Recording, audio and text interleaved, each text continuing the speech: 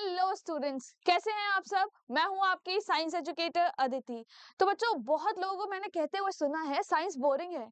नहीं, science boring नहीं है। साइंस को बस पढ़ाने का तरीका ना थोड़ा सा इंटरेस्टिंग होना चाहिए। तो बच्चों, आज हम लोग एक ऐसा ही कॉन्सेप्ट पढ़ने वाले हैं जो कि आपको कनेक्ट करेगा आपकी डेली लाइफ से। यानी कि हम लोग आज पढ़ने वाले हैं बच्चों रिफ्लेक्शन के बारे में। किसके बारे में पढ़ेंगे? हम लोग पढ़ेंगे रिफ्लेक्शन के बारे में। उसके लॉस को समझेंगे कि कैसे रिफ्लेक्शन जो है वो वर्क करता है। चलिए हम लोग टॉपिक शुरू करते हैं। तो बच्चों, रिफ्लेक्शन क्या होता है? जब किसी भी सरफेस पर लाइट पड़ती है, क्या पड़ रही है बच्चों? जब किसी भी सरफेस पर लाइट पड़ रही है तो वो लाइट क्या करती है? वो बाउंस बैक करती है, यानी कि वहां से बाउंस बैक कर जाती है। तो जो लाइट बाउंस बैक करी है उसको हमने क्या बोला है? उसको हमने टर्म दिया है रिफ्लेक्शन। क्या टर्म दिया है बच्चों? उसको हमने टर्म दिया है reflection. When light falls on a surface it bounce back, यानी जब भी लाइट किसी सरफेस पे पड़ती है तो वो बाउंस बैक कर जाती है, और उस बाउंस बैक को हम लोग क्या बोलते हैं? रिफ्लेक्शन। ठीक है बच्चों। बट जो सरफेस उसको रिफ्लेक्ट कर रही है, यानी जो एक सरफेस है, मान लो एक पेड़ है, उस पे लाइट पड़ रही है और इसने रिफ्लेक्ट कर दी, तो हमने इस पेड़ को क्या बोला? ये पेड़ हो जाएगा बच्चों हमारा रिफ्लेक्टर। क्या बोलेंगे हम लोग इसे? हम लोग बोलेंगे बच्चों reflector. The surface that reflects the light is called reflector. समझ में आया कि रिफ्लेक्शन क्या है? लाइट पड़ी सरफेस पे, वो बाउंस बैक कर गई। ये जो बाउंसिंग बैक ऑफ लाइट है, इसको हमने बोला है रिफ्लेक्शन। ठीक है, चलिए आगे समझते हैं। तो बच्चों, लॉ को समझने के लिए कुछ टर्म्स को समझना बहुत जरूरी है। अब वो टर्म्स देखते हैं क्या है।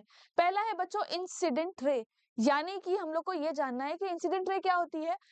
वो लाइट जो किसी सरफेस पर पड़ रही है उसको हमने क्या बोला है? उसको हमने बोला है इंसिडेंट रे। ठीक है। अगले कौन सी रे है? अगली जो रे है वो है रिफ्लेक्टेड रे, यानी कि एक लाइट थी जो किसी सरफेस पर पड़ी और जब वो बाउंस बैक कर गई तो वो कौन सी होगी? वो होगी बच्चों रिफ्लेक्टेड रे। अभी हम लोग ने पढ़ा था रिफ्लेक्शन, तो वो कौन सी हो गई? वो हो गई रिफ्लेक्टेड रे। अगला कौन सा है? अगला है नॉर्मल, यानी कि जो आपको पता है जब भी कोई लाइट पड़ रही है वो किसी सरफेस पर पड़ रही होगी। ठीक है। उस सरफेस से जो परपेंडिकुलर इमेजिनरी लाइन है हमारी, वो है नॉर्मल। अगला क्या टर्म है? अगला टर्म है पॉइंट ऑफ इंसिडेंस, यानी कि जब इंसिडेंट रे जो है कहीं किसी पॉइंट पे स्ट्राइक करती है उसको हमने बोला है पॉइंट ऑफ इंसिडेंस। ठीक है। और एक और टर्म उसी में दिया है बच्चों, angle of incidence. Angle of incidence क्या होता है? वो एंगल जो इंसिडेंट रे और नॉर्मल के बीच में होता है वो होता है एंगल ऑफ इंसिडेंस। अगला पॉइंट कौन सा है बच्चों? अगला है एंगल ऑफ रिफ्लेक्शन। रिफ्लेक्शन का एंगल कहाँ पे होता है? नॉर्मल और रिफ्लेक्टेड रे के बीच में होता है। ठीक है। ये टर्म्स हमको याद में रखने होंगे, क्योंकि अब हम समझने वाले हैं रिफ्लेक्शन के लॉ क्या है। तो बच्चों, लॉ ऑफ रिफ्लेक्शन, पहला लॉ क्या बोलता है? पहला लॉ कहता है the angle of incidence equals to angle of reflection. यानी कि हमने क्या पढ़ा था? हमने पढ़ा एक ये प्लेन सरफेस है, उस पे नॉर्मल हमारा परपेंडिकुलर। ठीक है। अब देखते हैं, एक इंसिडेंट रे आई, इंसिडेंट रे आई और यहां से ये रिफ्लेक्ट कर गई। अब the angle of incidence, angle of incidence बच्चों क्या था? नॉर्मल और इंसिडेंट रे के बीच का एंगल। और रिफ्लेक्टेड एंगल कौन सा था? नॉर्मल और रिफ्लेक्टेड रे के बीच का एंगल जो था वो था एंगल ऑफ रिफ्लेक्शन। तो पहला लॉ हमारा ये कह रहा है कि यानी angle of incidence is equal to angle of reflection. ठीक है। पहले लॉ की क्या स्टेटमेंट है? पहले लॉ की स्टेटमेंट है angle of incidence is equal to angle of reflection. जितना एंगल ऑफ इंसिडेंस होगा उतना ही बिल्कुल बराबर एंगल ऑफ रिफ्लेक्शन ही होगा। ठीक है। इसका एग्जाम्पल दिया हुआ है बच्चों। एग्जाम्पल क्या दिया हुआ है? एग्जाम्पल दिया है एक रे जो है वो स्ट्राइक करती है मिरर को एट 40 डिग्री। कितने एंगल पे कर रही है बच्चों? 40 डिग्री पे कर रही है। तो वो रिफ्लेक्ट बैक भी 40 डिग्री पे करेगी। मान लो यहाँ पे तुम्हारा एक मिरर रखा हुआ है। क्या रखा है बच्चों? मिरर रखा है। एक रे ने स्ट्राइक किया है 40 डिग्री पे, तो जब ये रिफ्लेक्ट करेगी इसका एंगल ऑफ रिफ्लेक्शन होगा 40 डिग्री।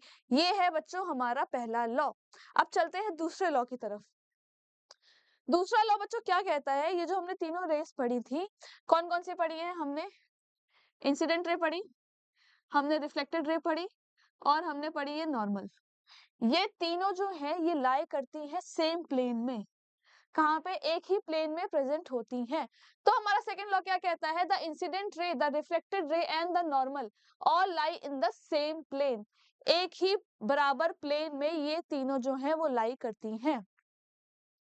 एग्जाम्पल क्या दिया है बच्चों? इसका एग्जाम्पल दिया हुआ है the incident ray lies on the surface of table, then the reflected ray and normal ray will also be lie on the surface of table. यानी कि हमारे पास है एक टेबल, ठीक है, यहाँ पे इंसिडेंट रे आई, अगर इस टेबल की सरफेस पे कोई इंसिडेंट रे आ रही है तो रिफ्लेक्टेड रे भी इसी सरफेस पे होगी, और जो नॉर्मल रे है, नॉर्मल जो है वो भी यहीं पर होगी। तो हमारे सेकंड लॉ ने क्या कहा? The incident ray, the reflected ray and the normal all lie in the same plane. तो बच्चों ये थे हमारे रिफ्लेक्शन के दो लॉज। आई होप आपको ये कॉन्सेप्ट बहुत अच्छे से समझ में आया होगा। क्या था पहला लॉ? पहला लॉ कह रहा है angle of incidence is equal to angle of reflection, यानी कि angle of I reflection equal to angle of incidence is equal to angle of reflection. दूसरे लॉ ने क्या कहा? Incident ray, reflected ray and normal all lie in the same plane, एक ही plane में रह रही हैं। तो बच्चों ये कॉन्सेप्ट था हमारा रिफ्लेक्शन और लॉ ऑफ रिफ्लेक्शन। ये जो है बहुत इंपॉर्टेंट है इन टर्म्स ऑफ जेएनवी के क्वेश्चंस, उसके क्वेश्चंस यहाँ से जरूर आते हैं। तो बच्चों आपको पता होगा कि हमारा जो ऐप है वेदा एकेडमी, हम लोगों ने लॉन्च किए हैं बच्चों दो नए बैचेस, जो कि है लक्ष्य बैच क्लास 9th के लिए, अर्जुना बैच है बच्चों क्लास 6 के लिए। और हमारे पे चल रहा है ऑफर। ऑफर था बच्चों 17 तक, बट आपके लिए है खुशखबरी, क्योंकि ये ऑफर हो चुका है एक्सटेंड। कब तक के लिए एक्सटेंड हुआ है? ये ऑफर एक्सटेंड हुआ है बच्चों 20 अगस्त के लिए। टाइम कम है, जल्दी से जाइए, ये एक्सटेंडेड ऑफर को ग्रैब करिए। आपको बस करना इतना है, प्ले स्टोर पे जाना है, वेदा एकेडमी का ऐप डाउनलोड करना है, और वहां पे अपना कोर्स सेलेक्ट करना है, आप कौन से कोर्स को परचेस करना चाह रहे हैं। उसके बाद आपको यूज करना है अपना कूपन कोड। कूपन कोड क्या है आपका? कूपन कोड है बच्चों भारत। भारत का कूपन कोड यूज करिए और आजादी दीजिए अपने सपनों को, ताकि आप हमारे संग मिलके अपने जेएनवी के सपनों को अचीव कर सके। तो बच्चों इस कूपन कोड को यूज करके सिर्फ आपको डिस्काउंट नहीं मिलेगा, उस डिस्काउंट के साथ साथ बच्चों आपको बैच के मिलेंगे फीचर्स भी। क्या है वो फीचर्स? जल्दी से देखते हैं। आपको मिलेंगी लाइव क्लासेस, रिकॉर्डेड क्लासेस, हर टाइम पे मॉक टेस्ट आपको देने को मिलेंगे, यानी कि आपकी प्रैक्टिस भी बहुत अच्छी होने वाली है। नवोदय की किट मिलेगी। किट क्या है बच्चों? किट में वो हर एक जरूरी सामान है जो एक बच्चे को एग्जाम के लिए चाहिए, चाहे वो ओएमआर शीट हो, मॉडल पेपर्स हो, सब कुछ मिलेगा आपको। और इसमें होंगे बच्चों चैप्टर वाइज टेस्ट, यानी कि आपने चैप्टर पढ़ा, कंप्लीट हुआ, उसके बाद देना है आपको टेस्ट, ताकि पता तो चले उस चैप्टर में समझ में कितना आया है। ठीक है, उसके बाद है हमारे पास प्रीमियम नोट्स। देखो बच्चों तैयारी हम पूरे साल करते हैं, पर वो जो लास्ट का जो 1 महीना 10 दिन 15 दिन होते हैं, उसमें काम आएंगे आपके ये प्रीमियम नोट्स। सारे फॉर्मूलेस, सारी पॉइंटर डिटेल्स आपको सेलेक्टेड नोट्स में मिलेंगी। तो ये है बच्चों हमारे बैच का फीचर। जल्दी से जाइए प्ले स्टोर से हमारा ऐप डाउनलोड कीजिए और इस का फायदा उठाइए। चलिए अब अगर आपने फायदा उठा लिया है तो चलिए करते हैं कुछ क्वेश्चंस, क्योंकि सिर्फ पढ़ना जरूरी नहीं है बच्चों, पढ़ने के साथ साथ क्वेश्चंस प्रैक्टिस करना बहुत जरूरी है, हमारी प्रैक्टिस उसी से होगी। ठीक है, तो क्वेश्चन क्या कह रहा है? The angle of incidence is 30। हमें क्या दिया हुआ है? हमें दिया है angle of incidence is 30 degree. अब पूछा गया है क्वेश्चन में, पूछा गया है एंगल ऑफ रिफ्लेक्शन। बहुत सिंपल क्वेश्चन है। पहला लॉ हमने क्या पढ़ा था? हमने पहले लॉ में पढ़ा था angle of incidence is equal to angle of reflection, यानी कि अगर हमको एंगल ऑफ इंसिडेंस दिया है 30 डिग्री, तो क्या हम मान लें कि एंगल ऑफ रिफ्लेक्शन भी होगा 30 डिग्री? आप बताइए मानिए कि ना माने। देखो लॉ तो बोल रहा है कि मान लो, लॉ ने तो कहा है कि angle of incidence is equal to angle of reflection, यानी कि अगर लॉ कह रहा है angle of I is equal to angle of R, तो क्या हम एंगल ऑफ रिफ्लेक्शन को 30 डिग्री मान सकते हैं, बिल्कुल मान सकते हैं। तो हमारा सही आंसर होगा बच्चों आंसर नंबर बी, यानी कि 30 डिग्री। चलिए अगला क्वेश्चन देखते हैं। When a ray of light falls on a mirror at 90 degree, क्या कह रहे हैं?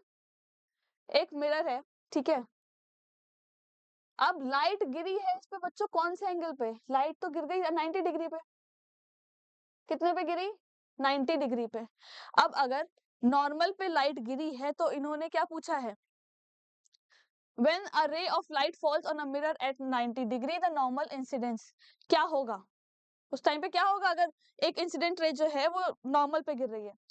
क्या वो लाइट पास हो जाएगी? क्या वो अपने पास को रिट्रेस करेगी, या वो बेंड हो जाएगी एट 45 डिग्री, या कोई भी रिफ्लेक्शन नहीं होगा? तो देखो बच्चों इसमें क्या हो रहा है, जो नॉर्मल लाइन हमारी है उसी पे हमारी लाइट गिर रही है, तो हमारा एंगल ऑफ इंसिडेंस जो है वो हो जाएगा 0। क्यों होगा? क्योंकि एंगल ऑफ इंसिडेंस क्या होता है बच्चों, इंसिडेंट रे, जो रे आ रही है और जो नॉर्मल है उसके बीच का जो एंगल होता था वो हमने पढ़ा था इंसिडेंस। अब यहाँ पे एंगल है ही नहीं, जो नॉर्मल रे है उसी पे सीधी सीधी इंसिडेंट आ रही है, तो एंगल ऑफ इंसिडेंस हो गया 0।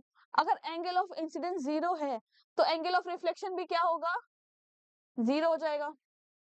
अगर ये दोनों 0 हैं तो लाइट क्या करेगी बच्चों, वो रिट्रेस करेगी अपना पाथ, यानी कि उसी मार्क पर वापस लौट जाएगी, यहीं से वो रिफ्लेक्ट बैक कर जाएगी। समझ आया? आई होप आपको ये क्वेश्चन समझ में आया होगा। फिर से दोबारा से समझाती हूँ कि अगर वो 90 डिग्री पर लाइट गिर रही है, यानी कि नॉर्मल गिर रही है, तो उसमें एंगल ऑफ इंसिडेंस 0 है। एंगल ऑफ इंसिडेंस 0 है तो एंगल ऑफ रिफ्लेक्शन 0 है। रिफ्लेक्ट नहीं होगा, वो उसी रास्ते से वापस लौट जाएगी। चलिए एक और क्वेश्चन देखते हैं। The incident ray, the reflected ray and the normal at the point of incidence all lie in the, आपको पूछा गया है जो इंसिडेंट रे है, रिफ्लेक्टेड रे है और नॉर्मल जो है पॉइंट ऑफ इंसिडेंस में कहाँ पे पाई जाती हैं? क्या वो अलग अलग प्लेन में होती हैं, क्या वो सेम प्लेन में होती हैं, क्या वो अपोजिट डायरेक्शन में होती हैं, या कोई भी प्लेन नहीं होती? तो बच्चों अब आपको याद करने की जरूरत है अपना सेकेंड लॉ। सेकेंड लॉ क्या कहता था? सेकेंड लॉ ये कहता था बच्चों कि incident ray, reflected ray and normal all lie in the same plane. किसमें लाई करती है? Same plane. तो बच्चों ये एग्जैक्ट क्वेश्चन था आपके लॉ की स्टेटमेंट से। आपने देखा दोनों क्वेश्चंस जो थे, ये वाला और इससे पहले वाला, वो क्वेश्चंस बन रहे थे हमारे लॉ ऑफ रिफ्लेक्शन की डायरेक्ट स्टेटमेंट से। तो आई होप बच्चों आपकी तैयारी अच्छे से चल रही होगी, आपने इन क्वेश्चंस को अच्छे से सॉल्व किया होगा। अगर इनमें गड़बड़ हुई है कोई बात नहीं बच्चों, वेदा एकेडमी लेके आया है ऑल इंडिया मॉक टेस्ट। इसमें क्या है बच्चों, इसमें आपको भरपूर क्वेश्चंस मिलेंगे। हर वीकेंड पे क्वेश्चंस आते हैं, ऑल इंडिया मॉक टेस्ट आता है। इसमें आइए डेली प्रैक्टिस करिए, क्योंकि बच्चों होता क्या है ना, हमने खुद से क्वेश्चंस कर लिए, हमने सॉल्व कर लिए, हमको लगा अच्छा ठीक है हो गया, अच्छा कर रहे हैं। बट यहाँ पे आपको क्या फायदा है बच्चों, यहाँ पे आप देख सकते हैं अपना लीडर बोर्ड, यानी कि जितने बच्चे उस टेस्ट को अटेम्प्ट कर रहे हैं आप उनके संग कर सकते हैं कंपटीशन। कैसे? कि फर्स्ट पे तो भाई मैं आऊंगा, मुझे फर्स्ट पे आना है क्योंकि मैंने अपने क्वेश्चंस को सारा सही करा है। तो वो पता कैसे चलेगा, वो कॉम्पिटिटिव स्पिरिट कैसे आएगी? वो जो स्पिरिट है बच्चों वो आएगी आपको वेदा एकेडमी के ऐप से। आपको क्या करना है, प्ले स्टोर पे जाइए, ऐप को डाउनलोड करिए। क्या करिए, ऐप को डाउनलोड करिए, वहां आपको दिखेगा मॉक टेस्ट का फीचर, यानी कि AIMT all India mock test का फीचर दिखेगा। उस पे जाइए, अपने टेस्ट को अटेम्प्ट करिए, और जब आप टेस्ट अटेम्प्ट करेंगे फिर थोड़ी देर में आपका रिजल्ट जनरेट होगा, और उसमें बच्चों पता चलेगा कि आप उस भीड़ में कहाँ पे स्टैंड कर रहे हैं। और अगर कहीं 19-20 भी हो तो उससे निराश नहीं होना है बच्चों, उससे ना हिम्मत जुटानी है कि मुझे उस फर्स्ट पॉइंट पे आना है, मुझे फर्स्ट आना है उस लीडर बोर्ड पे। इसी से बच्चों आपकी तैयारी बनेगी बहुत अच्छी।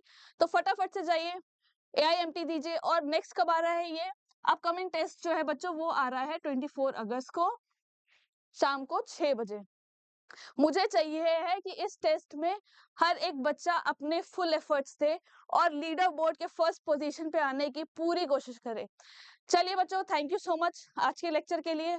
आपसे जल्दी ही मुलाकात होगी किसी और इंटरेस्टिंग टॉपिक पे। Thank you.